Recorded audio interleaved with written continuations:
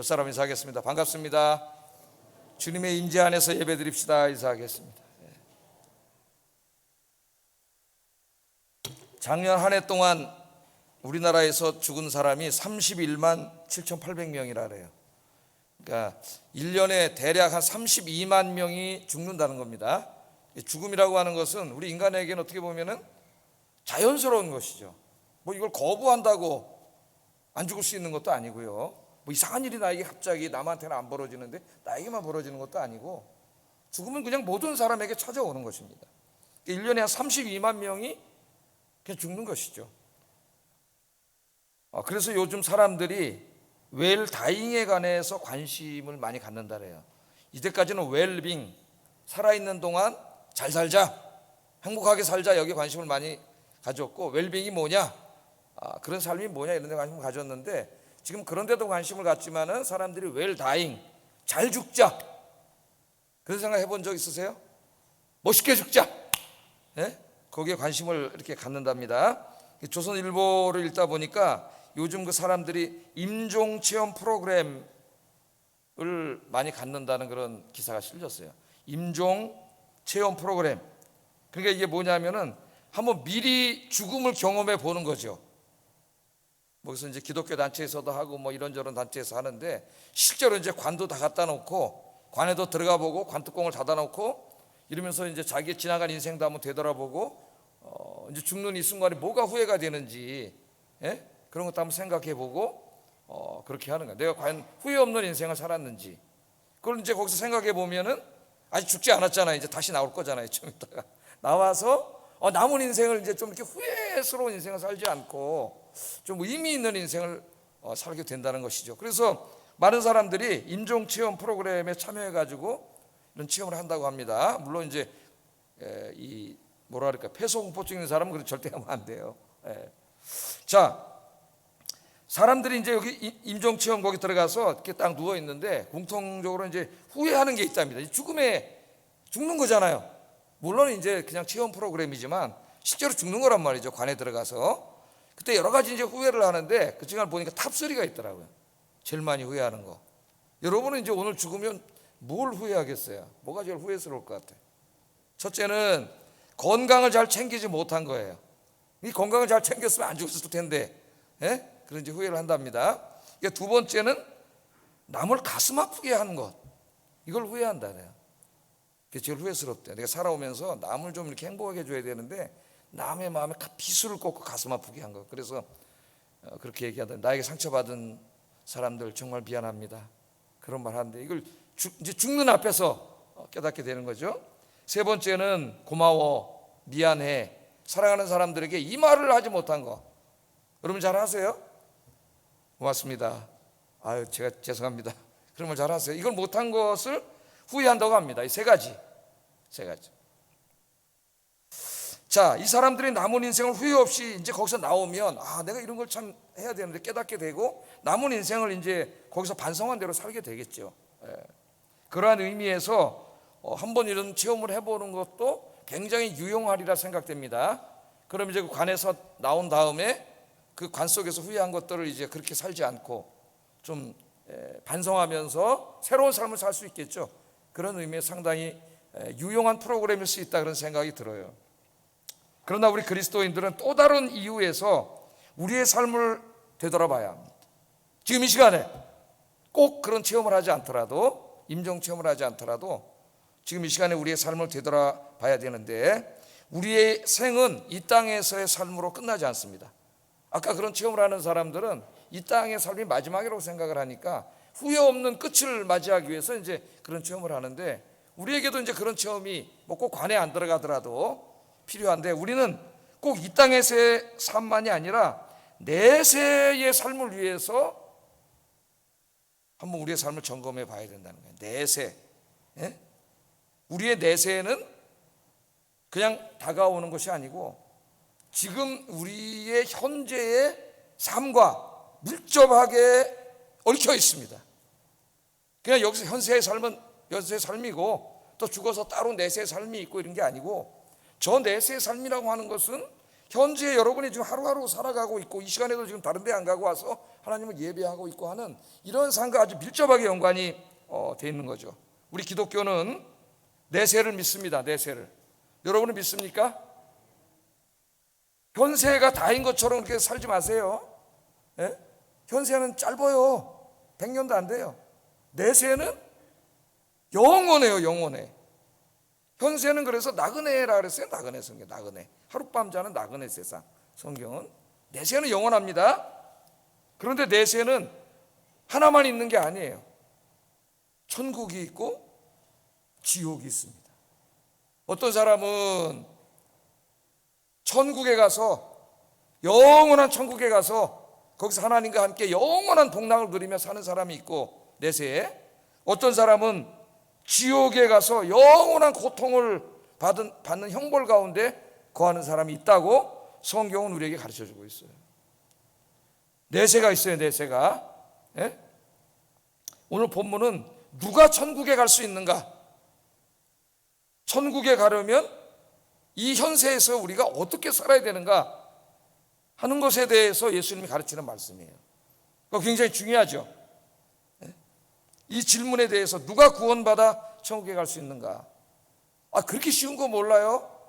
우리는 그렇게 얘기합니다. 예수 믿으면 되지. 근데 오늘 예수님이 그렇게 간단하게 대답하지 않으셨다는 거예요. 예수님이 뭐라 그랬느냐? 좁은 문으로 들어가기를 힘쓰는 사람이 천국에 들어갈 수 있다, 그렇게 얘기했어요. 좁은 문으로 들어가는 사람, 그러니까 직설법으로 얘기하지 않고 뭔가 좀 비유적이고 상징적으로 대답을 하셨습니다. 좁은 문으로 들어가기를 힘쓰는 사람, 그 사람이 천국에 갈 수 있다고 오늘 예수님 분명히 말씀을 하셨어요.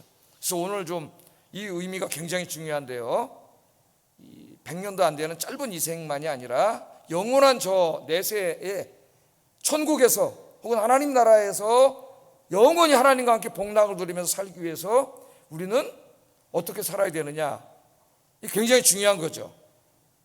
현재의 삶과 내세가 얽혀 있다 그랬잖아요. 자, 그럼 오늘 한번 본문을 보겠습니다. 예수님이 예루살렘을 향하여 가고 있을 때 어떤 사람이 예수님을 찾아와 가지고 질문을 했어요. 근데 바로 이 질문을 합니다. 13절 한번 읽어보겠습니다. 시작. 질문이 조금 이상할 수도 있어요. 어떤 사람이 여짜오되 주여 구원을 받는 자가 적습니까? 이렇게 물어봤어요. 누가 구원을 받습니까가 아니라 구원을 받는 자의 숫자가 적습니까? 이렇게 물어본 거죠. 자, 왜 이 사람이 이런 질문을 했을까요? 13장을 전체를 읽으면 이 사람의 질문을 이해할 수가 있어요. 왜 이런 질문을 했는지. 자, 예수님께서 13장 제일 처음에 보면은 실로암 망대가 무너져 가지고 18명이 그 망대에 깔려 죽은 그 사건을 말씀하시면서 누구든지 회개하지 않으면 이처럼 망한다, 그런 설교를 하셨어요. 누구든지 회개하지 않으면 이처럼 망한다. 또 포도원 비유 이야기를 설교하시면서는 열매 맺지 못하는 나무는 찍어 버린다, 이렇게 말씀을 하셨습니다.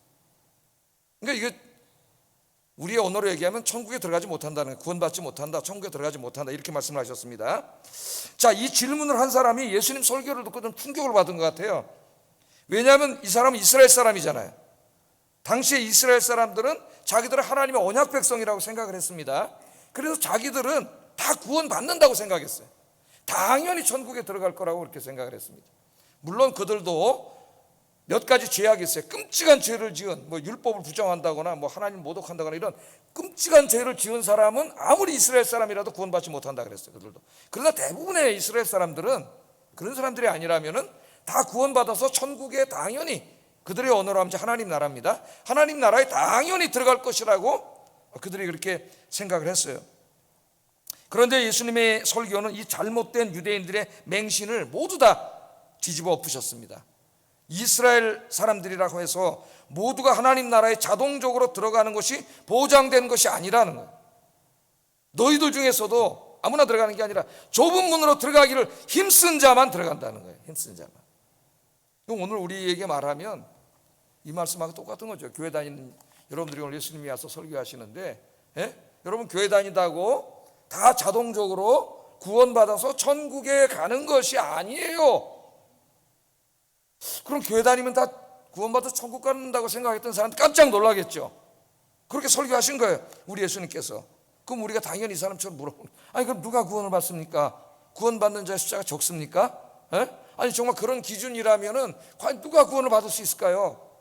그렇게 물어볼 때 우리 예수님 구원받는 사람의 숫자가 적은데, 한번 우리 24절 A 한번 읽어보겠습니다. 시작.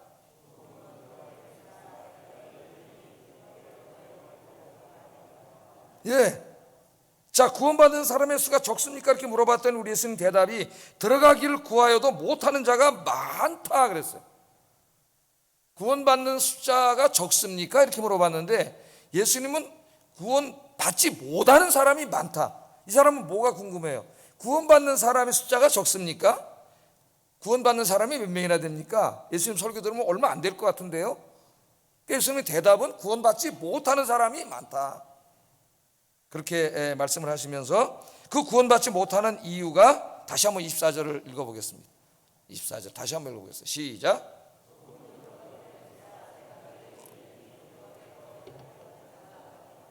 왜 구원받지 못하는 사람들이 많으냐? 이스라엘 사람들 중에서도 구원받으려면은 천국에 가려면 좁은 문으로 들어가기를 힘써야 되는데 너희들 가운데는 지금 좁은 문으로 들어가기를 힘쓰는 자가 없다는 거예요. 많지 않다는 거예요.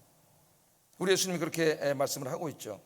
그러니까 이 말씀은 우리가 구원받아서 천국 가는 것과 관련해서 매우 중요한 말씀입니다. 예수 믿으면 구원받아서 천국 갑니다 하는 단순한 가르침과는 상당히 좀 대조가 되는 그런 말씀이에요.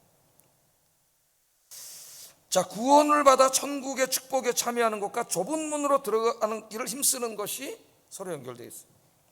그럼 여기 좁은 문이 중요하겠죠. 좁은 문은 그냥 문을 말하지는 않을 겁니다. 그죠? 무슨 좁은 문으로 들어가겠어요. 이거는 하나의 그 비유적이고 상징적인 문인데, 이 무엇을 상징하는 메타포일까요? 이 복음서들은 종종 예수님을 문이라고 해요. 문. 되게 대표적인 말씀이 이제 요한복음 10장입니다. 10장 7절 9절 한번 읽어보겠습니다. 시작.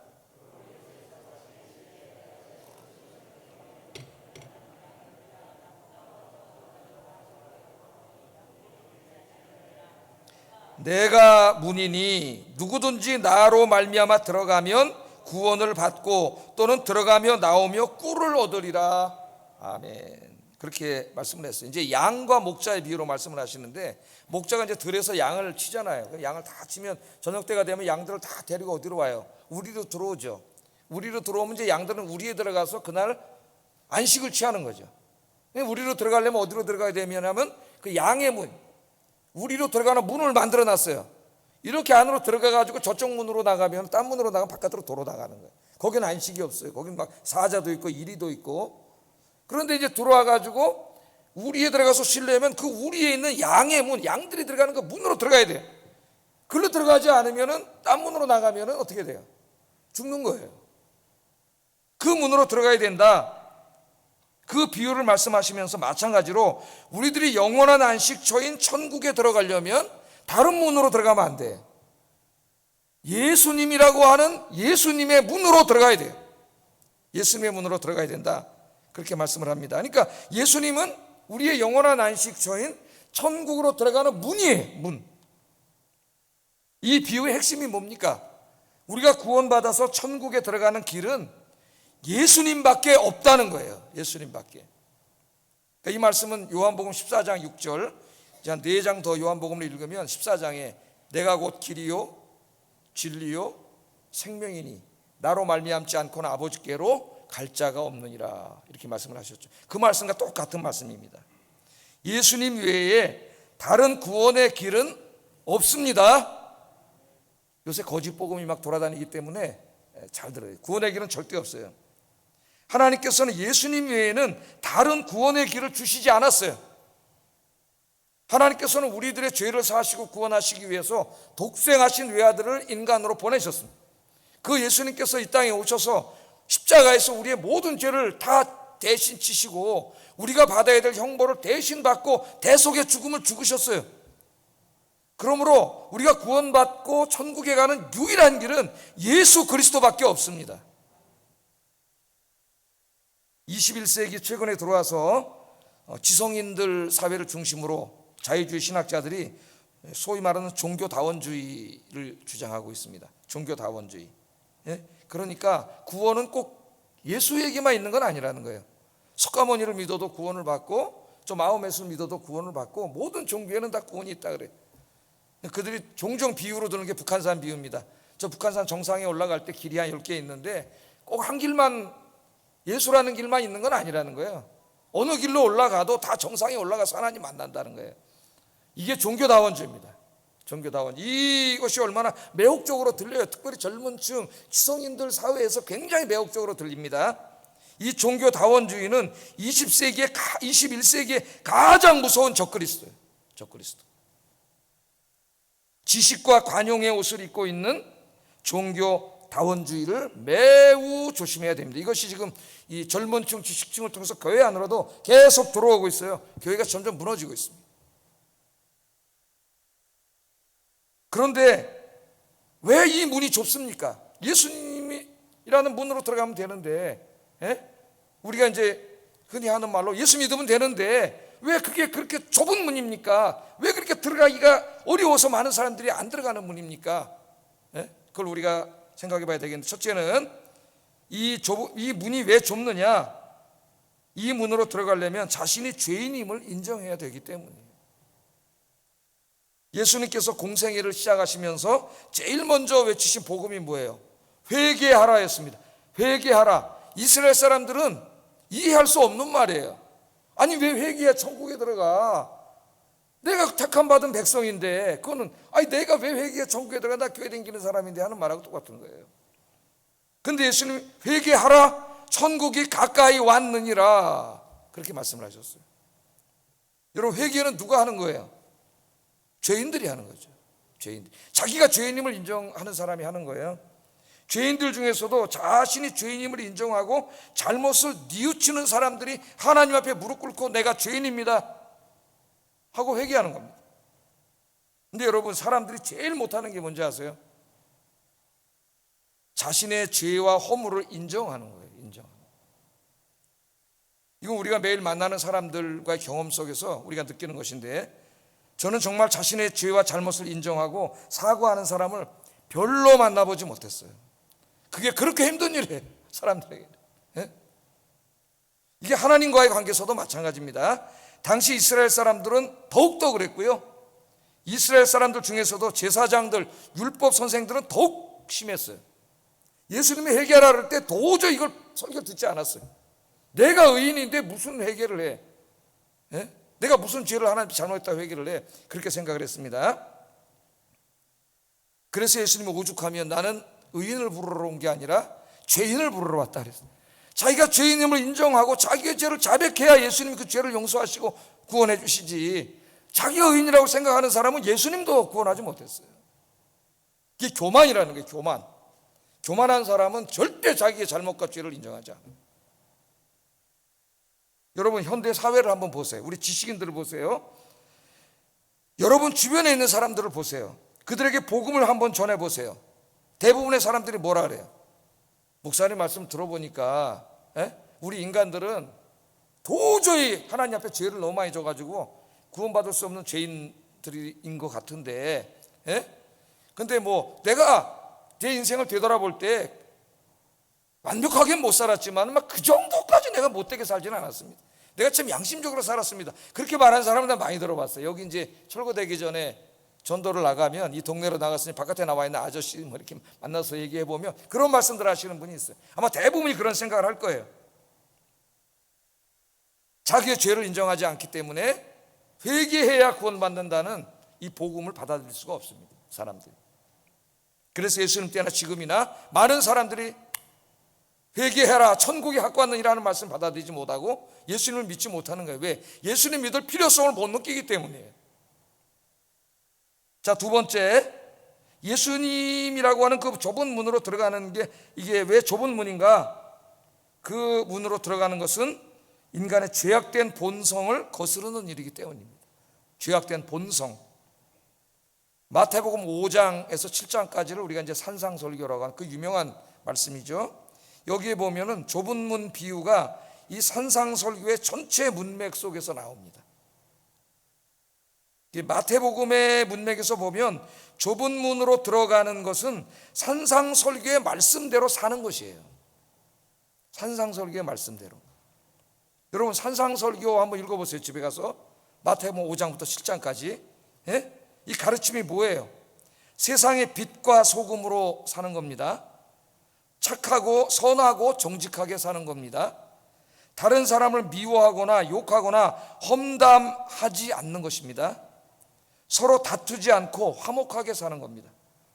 여러분 자기에게 적용해 보세요. 다 마음으로라도 음욕을 품지 않는 것입니다. 오른밤을 치면 왼밤을 내어주는 것입니다. 속옷을 달라고 하는 자에게 겉옷까지 주는 겁니다. 원수를 사랑하고 그를 위해 기도하고 축복하는 거예요. 아무도 모르게 왼손이 하는 걸 오른손이 모르게 어려운 사람들을 은밀하게 도와주는 겁니다. 우리의 재물을 이 땅이 아니라 하늘에 쌓는 삶을 사는 거예요. 하나님을 절대적으로 신뢰하고 아무것도 염려하지 않고 사는 겁니다. 다른 사람들을 비판하지 않는 겁니다. 늘 기도하는 것입니다. 하나님의 말씀대로 살려고 몸부림치는 겁니다. 이게 마태복음 5장부터 7장까지는 산상설교의 핵심적인 가르침이에요. 예수님의 제자들이 어떻게 살아야 되느냐, 좁은 문으로 들어가야 되는데 그게 왜 좁은 문이냐? 우리 죄악된 본성을 거스려서 이렇게 하나님의 뜻대로 살아야 되기 때문이에요.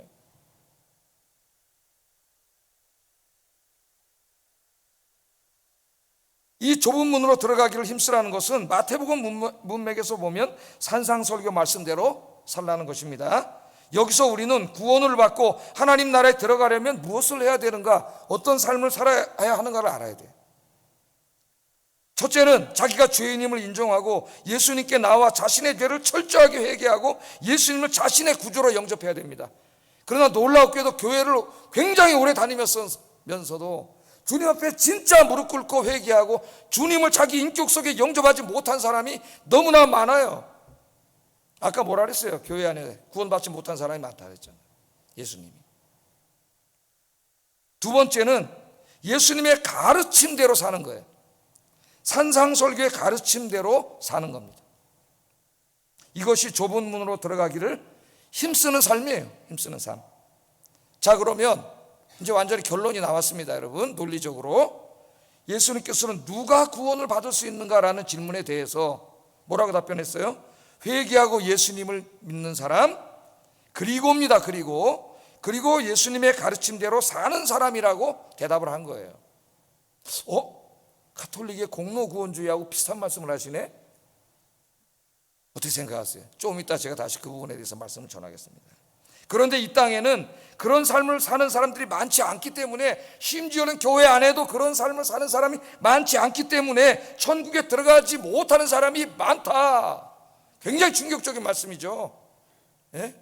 우리에게 있어서, 특별히 장로교 교인들에게 굉장히 충격적인 말씀이에요. 예수님이 그렇게 대답을 해주셨어요. 그러니까 여러분, 구원받아 천국에 들어가려면 어떻게 해야 돼요?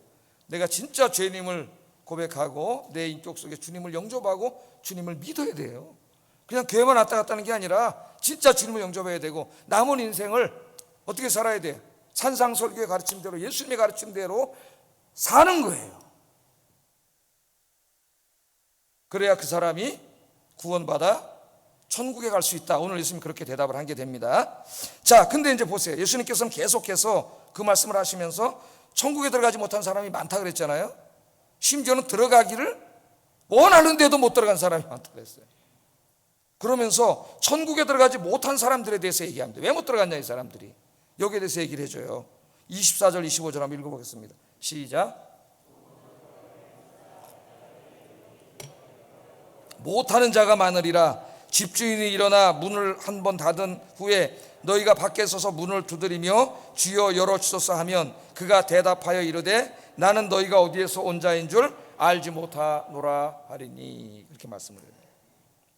자, 여기 천국에 들어가지 못한 불행한 사람들이 소개됩니다. 이것은 잠깐이 아니라 영원이기 때문에 돌이킬 수 없는 것이에요.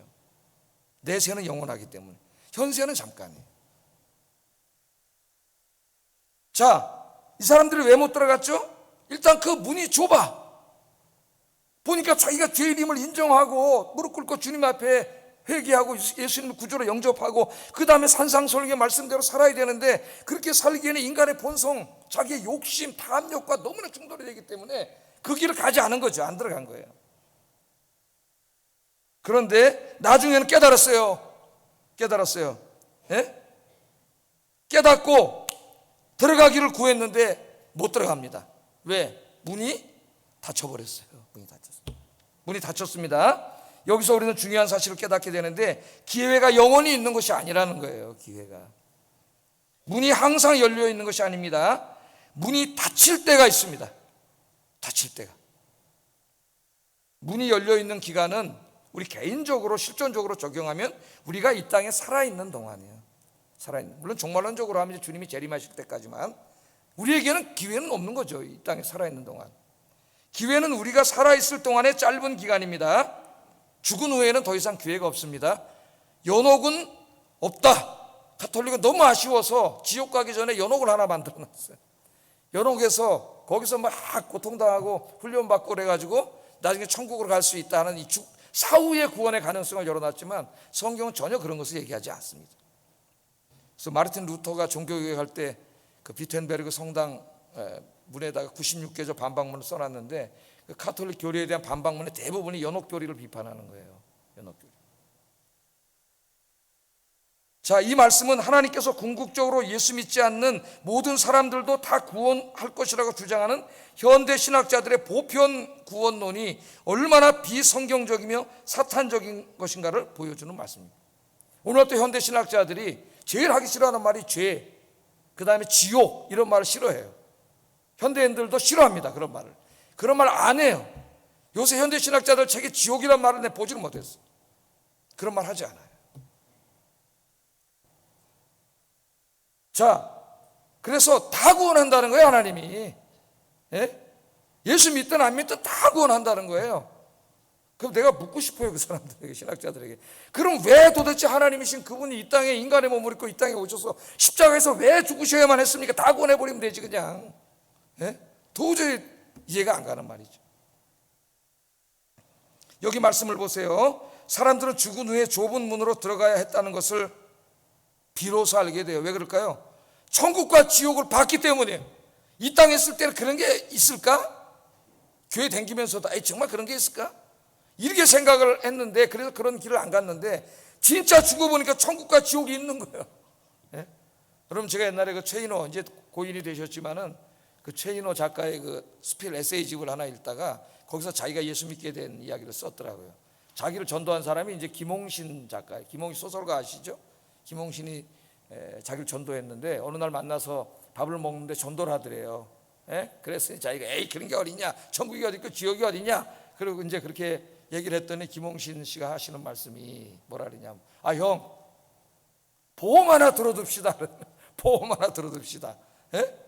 만약 형이 죽었는데 천국이 없어, 그럼 뭐 그거 손해볼 거 있어? 없잖아, 교회 다녔다고. 그런데 진짜 죽었는데 천국과 지옥이 있어, 그러면 어떡할 거야? 그러니까 보험 하나 들어두자고 여기 살 때. 예? 그랬더니 자기가 그게 굉장히 설득력 있게 들려왔대요. 그래 보험 한번 들어두자. 그래서 교회 다녔대요, 자기가. 예? 그러다 진짜 예수 믿게 되고, 나중에 이제 임종할 때 그 마지막 장면을 딸이 쓴 게 있는데, 정말 부활의 소망을 확신하고 그렇게 마지막 돌아가셨더라고요, 그분이. 그러니까 여러분, 이 사람들은 어리석은 자들이 보험을 안 들어놨어. 천국과 지옥을 내가 안 봐서 모르겠는데 죽었는데 진짜 있으면 어떡할 거예요? 예? 큰일 나는 거지. 그러면 이 사람들이 죽어보니까 진짜 있는 거예요. 진짜 있는 거예요. 그래서 깜짝 놀라가지고 이거 들어가야지. 그러고 들어가려니까 문이 닫혀버렸어요. 못 들어가요. 기회가 끝났어요. 우리가 생명이 붙어있는 한 이 땅에서만 기회가 있습니다. 응? 죽은 후에는 기회가 없어요. 여기에 선교의 시급성이 있습니다. 시급성. 내 사랑하는 사람들이 천국잔치에 참여할 수 없을 수 있다, 참여하지 못할 수 있다는 거예요. 그날 그들이 내가 보는 앞에서 바깥에서 문을 두들기면서 슬피 울며 이를 갈면서 들여보내주세요 하는데 들어오지 못할, 지옥으로 가야 돼요. 근데 내가 그걸 보면서 아무것도 도와줄 수 없는 안타까운 날이 반드시 있다는 거예요. 여러분, 그래서 전도해야 돼. 시간이 얼마 없어요. 예? 우리 인생은 언제 갈지 모릅니다. 하나님 부르면 가야 되는 인생이에요. 여러분, 기도하면서 이런 비극을 당하지 않도록 열심히 가까이 사는 사람들부터 전도하시기를 주의 이름으로 축복합니다. 빨리 데리고 오셔야 돼요. 다음 주 교회. 예? 전도는 교회 부흥하려고 하는 게 아니에요. 숫자 늘리고 자꾸 그런 식으로 접근을 하는 사람이 있어요. 그래서 숫자 늘려가지고 뭐 어떻게 성금이 늘어나고 뭐 아이고 저 목사님 능력 있네, 저 목사님 잘해줘야 돼, 이런 진짜 어디 그런 소리 들으면 진짜 한심해. 전도는 내 사랑하는 사람이 이 안타까운 일을 당하지 않도록 그 사람을 주님께로 인도하는 일이에요. 인도하는 일. 부흥은 그 결과예요. 결과. 이 안타까운 마음으로 전도하시기를 주의 이름으로 축복합니다. 그런데 더 안타까운 사람들이 있어요. 더 안타까운 사람들이 여기. 천국에 들어가지 못한 사람들 중에 일부의 사람들이 예수님께 막 억울하다고 얘기를 해요. 억울하다고. 예? 25절 26절 한번 읽어보겠습니다. 시작.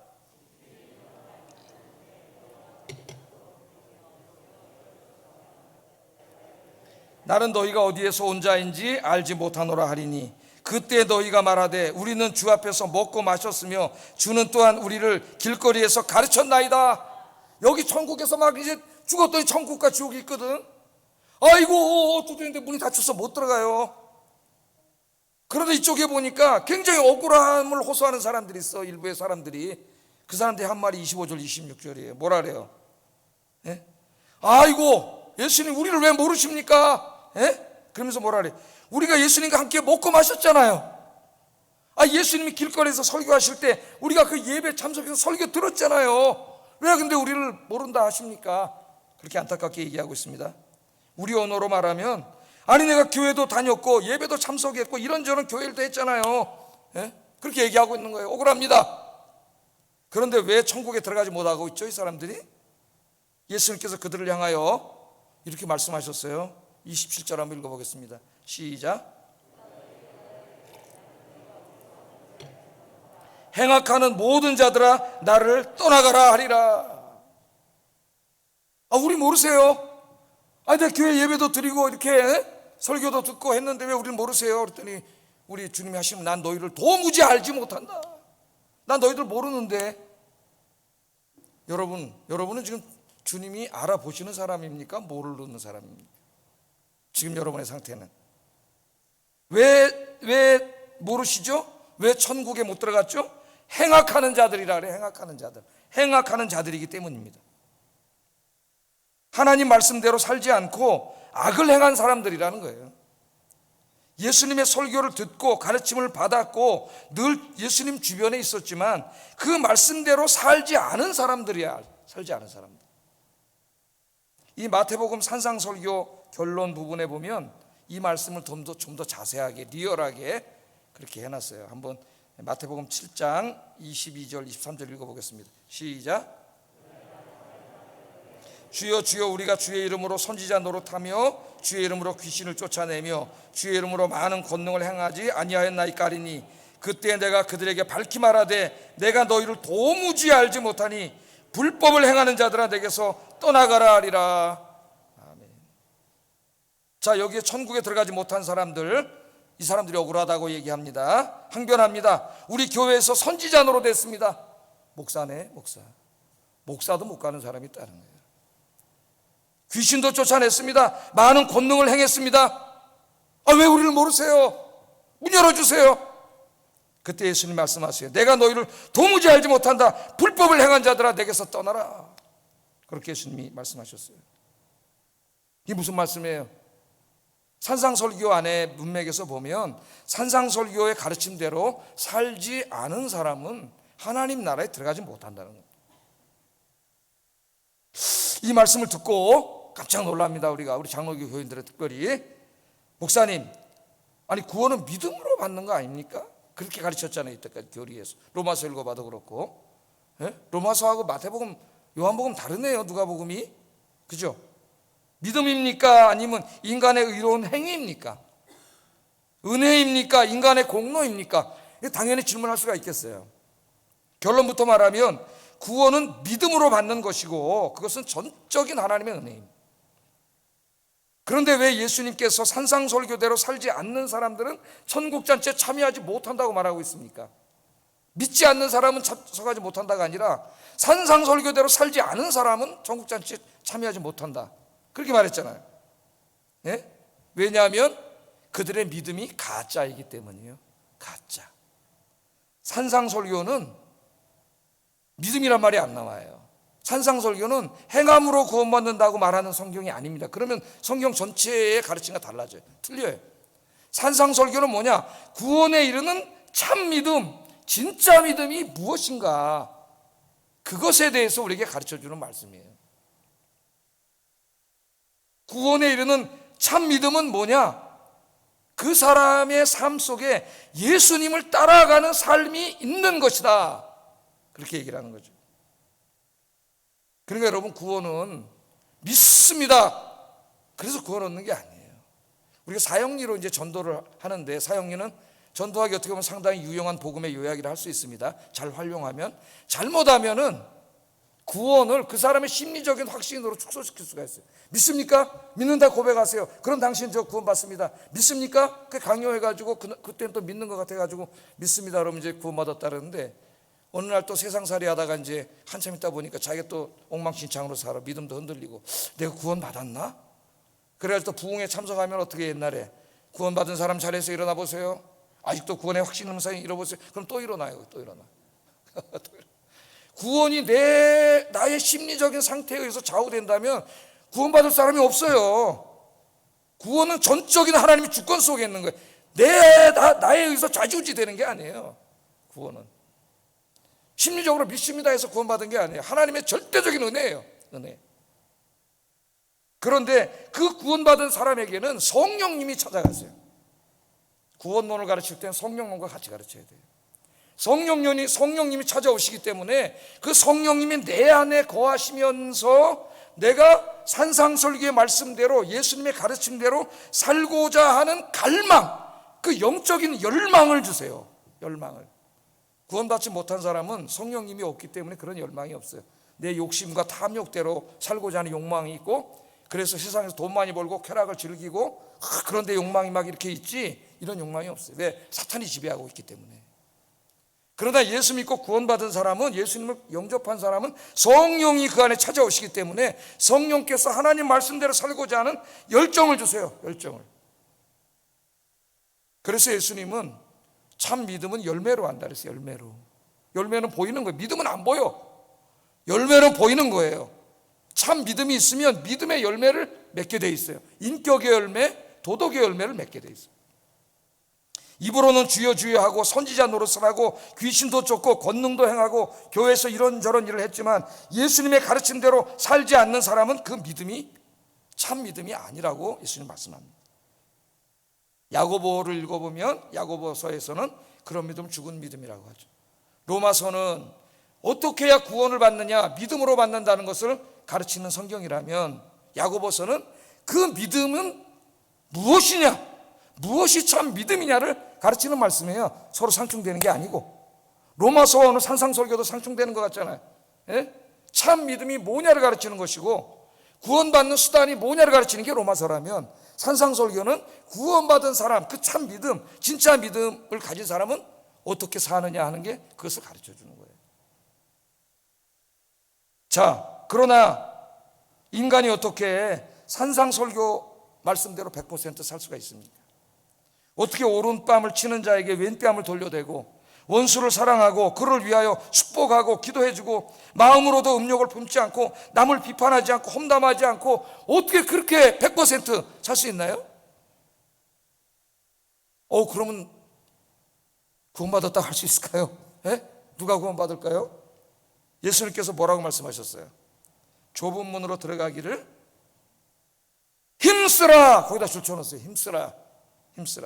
힘쓰라는 말이 중요합니다. 예? 아무리 믿음이 좋은 사람도 100% 그 말씀대로 살 수는 없어요. 그것은 불가능합니다. 목사도 불가능하고 다 불가능해요. 오늘 예수님은 우리에게 100% 그렇게 살아야 된다는 게 아니에요. 우리 육신이 구원받지 못했기 때문에 우리가 그렇게 완전히 살 수는 없어요. 그러나 예수님의 가르침의 핵심은 뭐냐? 정말 우리가 구원받은 사람이라면, 성령님이 내주하는 사람이라면 바로 이 말씀대로 살고자 하는 그 갈망이 있어서 완전하지는 않지만 말씀대로 살려고 힘쓰고 애쓰는 마음이 있다는 거예요. 애쓰는 마음. 그게 다른 거죠. 구원받지 못한 사람 그런 마음이 없어요. 같은 죄를 계속 반복해도 양심의 가책을 전혀 느끼지 못합니다. 계속 같은 죄를 짓습니다. 회개하지도 않습니다. 구원받았다고 할 수 없어요. 성령이 안에 계신 사람이 그런 삶을 계속 살 수 없습니다. 성령이 계신 사람은 그 사람도 죄 지을 수 있어요. 인간의 연약함 때문에. 그러나 그 죄에 대한 애통이 있습니다. 그 사람에게. 내가 남을 미워했다. 그런 그 미워하는 것에 대한 애통이 있어요. 주님 앞에 무릎 꿇고 회개합니다. 내가 남을 미워했습니다. 원수를 사랑하라 하셨는데 거기서 주님 앞에 무릎 꿇고 회개하고 죄 용서를 구해. 이제는 원수도 사랑하는 삶을 살기 위해서 몸부림치며 애쓰는 삶이 있어요. 왜? 성령님이 그렇게 하신다니까요. 그 안에서. 그래서 구원은 믿음으로 받고 은혜로 받지만 그 참 믿음은 반드시 이러한 삶으로 나타날 수밖에 없다. 그것을 우리가 현상적으로 보면 바로 우리가 그렇게 좁은 문으로 들어가도록 힘쓰며 살아야 된다. 성경 우리에게 그렇게 가르쳐 줍니다. 누가 구원받아 천국에 갈 수 있는 사람입니까? 누가 할 수 있는 사람이에요? 자신의 죄를 인정하고 주님 앞에 나와서 철저하게 회개하고 주님을 나의 구주로 인격 속에 영접하는 사람이에요. 교회를 오래 다녔다고 다 이 체험이 있는 게 아닙니다, 여러분. 진짜 주님을 만나야지. 다른 거 다 껍데기 필요 없어요. 무슨 목사고 장로고 이게 무슨 소용이 있어요. 정말 주님 앞에 나와서 내가 주님을 만나야지. 그리고 내 남은 인생을 바로 이 산상설교 가르침대로, 예수님의 가르침대로, 주님이 걸어가신 길대로 살아가려고 완전하지는 못하지만은 애쓰고 힘쓰고 몸부림쳐야죠. 그게 진짜 믿음이에요. 진짜 믿음. 우리 하나님께 성도들이 그런 사람들이 되기를 주의 이름으로 축복합니다. 그런데 예수님이 더 깜짝 놀랄 얘기를 하세요. 더 깜짝 놀랄. 마지막 때에 어떤 일이 벌어지느냐? 29절 30절 한번 읽어보겠습니다. 시작. 보라, 나중된 자로서 먼저 될 자도 있고 먼저 된 자로서 나중될 자도 있느니라 하시더라. 아멘. 마지막 때에 동서남북에서 전 세계에서 이제 예수님 믿고 구원받고 좁은 문으로 들어가기 힘쓴 사람들이 다 천국에 와서 이제 천국 잔치에 참여하게 되는데 예수님이 깜짝 놀랄 말씀을 하세요. 나중된 자가 먼저 되고 먼저 된 자가 나중되는 일이 벌어진다는 겁니다. 이 설교는 이스라엘 사람들에게 1차로 한 거기 때문에 이스라엘 사람들이 먼저 부름받은 사람이잖아요. 그들에겐 율법도 주셨고 구약 성경 다 주셨고 성전도 주셨고 다 하나님 안에서 살던 사람들. 그런데 그 사람들이 나중된다는 것은 종말론적인 의미에서는 천국잔치에 참여하지 못해. 많은 사람들이. 근데 나중된 사람 누구예요? 이제 이방인들이에요. 그 시대로 이해를 한다면 그 사람은 나중에 믿었지만 예수님을 구주로 영접해서 구원받아서 천국에 가보니까 그 사람들이 하나님 나라의 잔치에 참여해 있는 거예요. 그런 놀라운 일이 벌어진다는 겁니다. 이걸 우리 교회론적으로 적용하면 어떤 일이 벌어질까요? 교회 어렸을 때부터 다니면서 교회에 자라가지고 직분도 받고 이런저런 교회 일도 하고 다 행사에 참여하고 이런 사람들 먼저 된 자죠. 그러나 나중에 좀 늦게 예수를 믿고 그러나 진실하게 주님을 영접하고 가슴속에 그런 사람들이 있는데 이게 역전이 된다는 게 종말론적인 대반전이. 그래서 천국에 가면 꼭 와 있을 줄 아는 사람들이 안 보여. 없어. 먼저 된 자리에서 올 줄 알았는데 없어요. 그래서 저분 못 올 줄 알았는데 보니까 저런 분들이 진실하게 주님 섬긴 분들이 오는 일이 벌어진다는 거예요. 그 일들은요 지금 여기서 실존적으로 이루어지고 있어요. 어려서부터 교회를 다니면서 오랫동안 다니고 이런저런 직분을 받았지만 아직도 그 마음속에 주님을 진실로 영접하지 못하고 좁은 문으로 산상설교대로 주님의 말씀대로 살려고 애쓰지 않는 사람, 그런데 관심이 없고 그냥 교회만 왔다 갔다 하는 사람은 늦게 믿었지만 진짜 주님을 영접하고 말씀대로 살려고 하는 사람보다 나중된 자가 돼요. 여기서는 무슨 직분이 있고 그러니까 그 사람 먼저 된 것처럼 보이지만 이미 역전됐어요. 역전. 늦게 믿었지만 정말 주님을 만나고 뜨겁게 기도하고 예배에 참석하고 그런 분들이 있어요. 하나님 앞에 이미 역전된 거예요. 여러분, 먼저 된 자가 먼저 되는 게 맞습니다. 먼저 된 자가 나중되면 그건 부끄러운 일이에요. 여기도 먼저 된 자가 무조건 나중된다는 말이 아니에요. 먼저 된 자가 먼저 되는데 신앙의 본을 보여야 되잖아요. 그런데 그 중에 어떤 사람은 나중되는 자가 있다는 이 안타까운 말씀을 하시는 거예요. 우리에게 그렇게 하지 말라고. 그래서 여러분 이제 말씀을 맺겠습니다. 정말 기도하세요. 내 안에 예수 그리스도를 내 구주로 영접하고 십자가의 은혜에 늘 감격하고 감사하는 삶을 살게 하시고, 주님이 걸어가신 그 십자가의 길, 그 산상설교의 가르침대로 내가 완전하지 못하지만 매일매일 내 삶의 현장에서 살려고, 작은 일 하나에도 실천하려고 몸부림치는 진짜 그리스도인이 되게 하여 주시옵소서. 천국은 그런 자의 것입니다. 기도하겠습니다. 두 가지 기도를 하겠습니다. 내가 죄인임을 인정하고 나의 인격 속에 예수님을 나의 구주로 영접하게 하소서. 두 번째는 내 마음대로 세상의 방식대로 살지 않고 예수님의 말씀대로 살기 위해 힘쓰며 애쓰게 하소서. 기도하겠습니다. 사랑하신 아버지 하나님, 감사합니다. 오늘 누가 구원받아 천국에 들어갈 수 있습니까? 예수님의 설교를 들어보니까 그 숫자가 굉장히 적은 것 같은데 구원받는 자의 숫자가 적습니까? 그렇게 물어봤습니다. 예수님은 구원받지 못하는 자가 많다, 안타까운 말씀을 하셨습니다. 아버지 하나님, 저희들을 먼저 주님의 전으로 불러주신 것 너무나 감사합니다.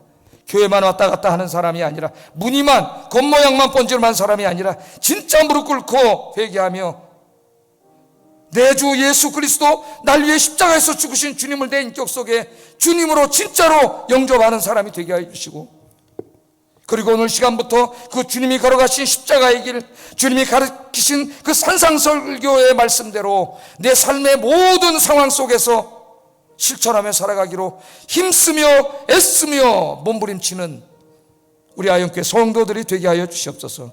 그래서 천국잔치에 다 참여하여 영원히 주님과 함께 영생복락을 누리는 우리 아영교회 성도들이 되게 하여 주시옵소서. 예수님 이름으로 기도드립니다. 아멘.